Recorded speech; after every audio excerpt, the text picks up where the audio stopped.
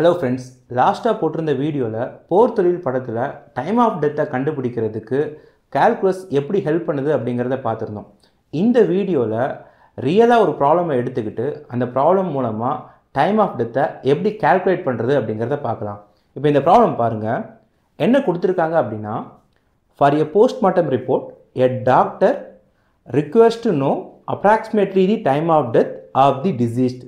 அதாவது ஒரு இறந்த ஒரு பாடியோட டைம் ஆஃப் டெத்தை ஒரு டாக்டர் போஸ்ட்மார்ட்டம் ரிப்போர்ட்டில் கண்டுபிடிக்க வேண்டியதாக இருக்குது. அதுக்கு அவர் என்னென்ன டேட்டாலாம் ரெக்கார்ட் பண்ணியிருக்காரு அப்படின்னா, he records the first temperature at 10 AM to be 93.4 degree Fahrenheit. So 10 மணிக்கு பாடியோட டெம்பரேச்சர் பார்க்குறாரு, 93.4 டிகிரி ஃபாரன்ஹீட் இருக்குது அப்படின்னு நோட் பண்ணிக்கிறாரு.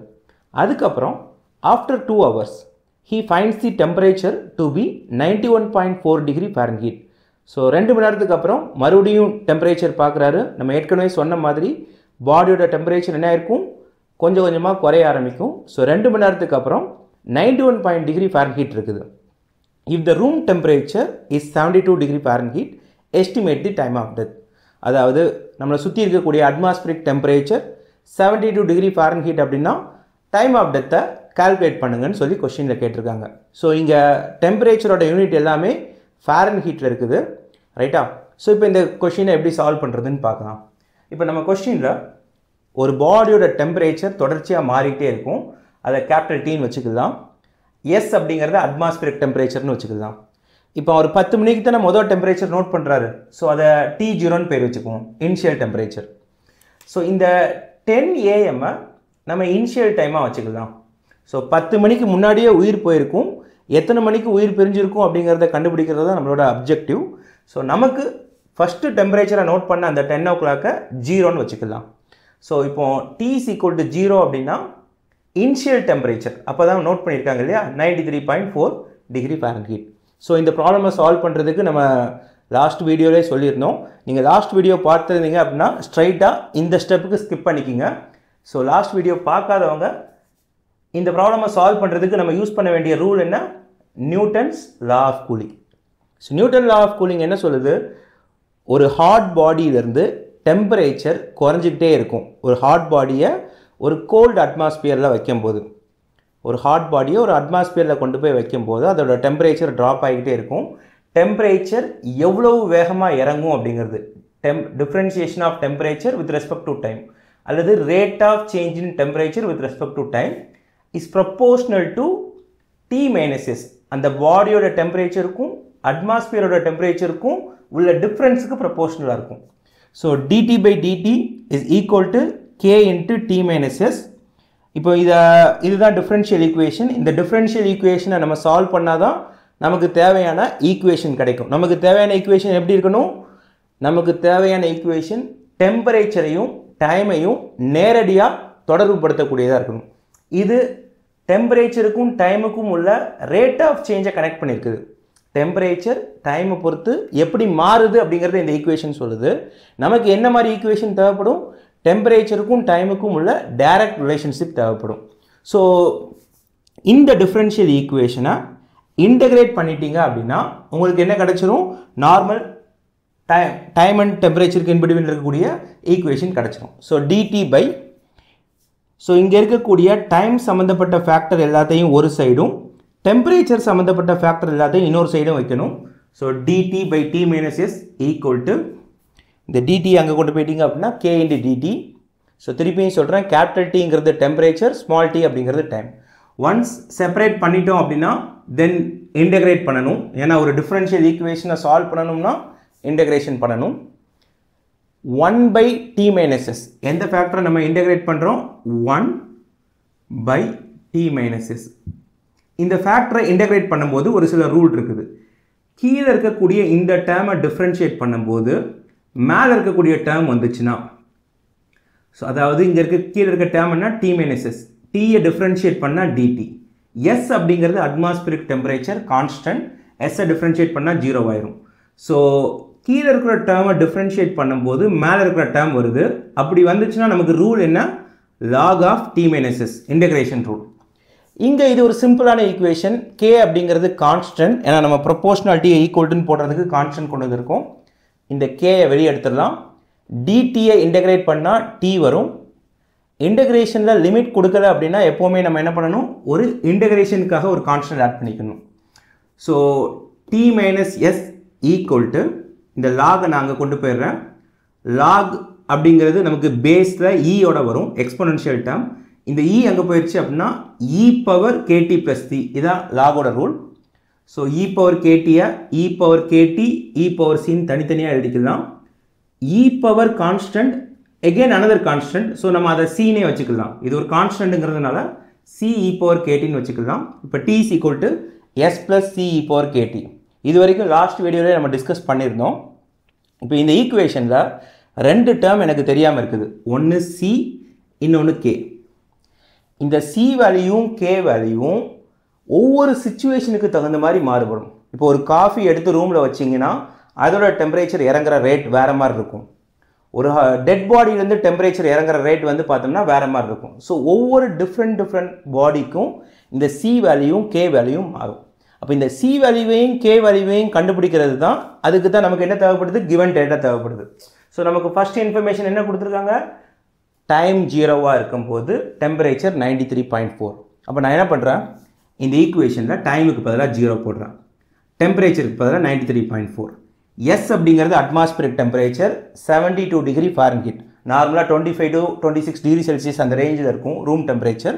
ஃபாரன்ஹீட்டில் சொல்லும்போது 72 degree Fahrenheit. C e power கேக்கு பதிலாக, அதாவது டீக்கு பதிலாக 0 போட்டிங்கன்னா இந்த டேர்ம் 0 ஆயிரும். So e power 0. Anything to the power 0 1. அப்போ சி ஈக்குவல் டு, இந்த சி வேணும்னா இந்த 72 இங்கே எடுத்துகிட்டு வந்துடலாம். 93.4 மைனஸ் 72 சப்ட்ராக்ட் பண்ணிங்கன்னா 21.4 வருது. ஸோ இப்போ ஒரு வேல்யூ நம்ம கண்டுபிடிச்சிட்டோம். அப்போ ஈக்குவேஷனை நான் திருப்பி ரீமாடிஃபை பண்ணி எழுதிக்கிறேன். என்னென்னா T is equal to S plus 21.4, அதாவது சிக்கு பதிலாக 21.4 போட்டேன், இ பவர் கேடி. இப்போ இந்த ஈக்குவேஷனில் ஒன்ஸ் இந்த கேயை கண்டுபிடிச்சிட்டோம்னா எனக்கு டெம்பரேச்சருக்கும் டைமுக்குமான ரிலேஷன்ஷிப் பக்காவாக கிடச்சிரும். சரியா? ஸோ கேயை கண்டுபிடிக்கிறதுக்கு செகண்ட் இன்ஃபர்மேஷன் போகணும். செகண்ட் இன்ஃபர்மேஷன் கொஸ்டின் என்ன கொடுத்துருக்காங்க, 2 hours கழிச்சு மறுபடியும் செக் பண்ணுறாங்க. 2 hours கழிச்சு செக் பண்ணுறாங்க. செக் பண்ணும்போது டெம்பரேச்சர் என்ன இருக்குது, 91.4 டிகிரி ஃபாரன்ஹீட் இருக்குது. 2 hours அப்படிங்கிறத நம்ம 120 மினிட்ஸ்னு எடுத்துக்கலாம். ஏன்னா நம்ம டைமை தான் கண்டுபிடிக்க போகிறோம். ஸோ கொஞ்சம் அக்யூரேட்டாக கண்டுபிடிக்கிறதுக்காக ஹவர்ஸை மினிட்ல யூஸ் பண்ணிக்கலாம். So 120 minutes equal to T is equal to 120 அப்படின்னு இருக்கும்போது டெம்பரேச்சர் 91.4 டிகிரி ஃபாரன்ஹீட்னு இருக்கும். இப்போ இந்த இன்ஃபர்மேஷனை சப்ஸ்டியூட் பண்ணுறோம். டெம்பரேச்சருக்கு பதிலாக 91.4, எஸ் அப்படிங்கிறது அட்மாஸ்பியரிக் டெம்பரேச்சர் தெரியும் நமக்கு 72, இது 21.4, இ பவர் டிக்கு பதிலாக 120 கே. இப்போ இந்த ஈக்குவேஷனை ரீஅரேஞ்ச் பண்ணிங்கன்னா கே வேல்யூ கிடைக்கும். அதை எப்படி பண்ணுறதுன்னு பார்க்கலாம். இந்த ஈக்குவேஷனை ரீஅரேஞ்ச் பண்ணும்போது இந்த 72 இங்கே எடுத்துகிட்டு வந்துடலாம். 91.4 minus 72 equal to 21.4 e power 120 K. So 91.4 minus 72 அப்படிங்கிறது 19.4 வரும், equal to 21.4 e power 120 K. E power 120 கேயை இங்கே வச்சுக்கலாம். ஸோ இந்த 21.4 டிவிஷனில் போயிடும். எப்படி லாகுக்கு ஆப்போசிட் டேர்ம் எக்ஸ்போனென்ஷியல்னு வருதோ அதே மாதிரி இ பவர் அங்கே போச்சுன்னா லாக் பேசின்னு வந்துடும். இதை நேச்சுரல் லாகரிதம்னு சொல்லுவோம். ஸோ இ அங்கே போகும்போது லாக் ஆஃப் 19.4 by 21.4 பேஸில் இ நேச்சுரல் லாகரிதம். அப்போது கே ஈக்குவல் டு இந்த 120 இங்கே எடுத்துகிட்டு வந்துடலாம். 1/120 log base E 19.4 by 21.4. So இந்த வேல்யூவை நீங்கள் கால்குலேட்டரில் போட்டிங்க அப்படின்னா உங்களுக்கு -0.000817 வரும். இங்கே நெகட்டிவ் வேல்யூ வர்றதுக்கு காரணம் என்ன அப்படின்னா, நமக்கு இந்த ஈக்குவேஷன் இருக்குது T is equal to S plus C e power kt. இந்த ஈக்குவேஷன் தான் இந்த நியூட்டன் லா ஆஃப் கூலிங்கை டெரைவ் பண்ணும்போது வரக்கூடிய ஃபைனல் சொல்யூஷன். இங்கே இந்த கேங்கிறது ப்ரொபோஷனாலிட்டி கான்ஸ்டன்ட்னு சொன்னேன். இந்த கே நெகட்டிவ்ல வர்றது எதுக்காக அப்படின்னா, நமக்கு டைம் ஆக ஆக டெம்பரேச்சர் என்ன ஆகிட்டே இருக்கும், குறைஞ்சிக்கிட்டே இருக்கும். அதனால தான் கேயோட வேல்யூ எப்படி இருக்குது, நெகட்டிவ்ல வருது.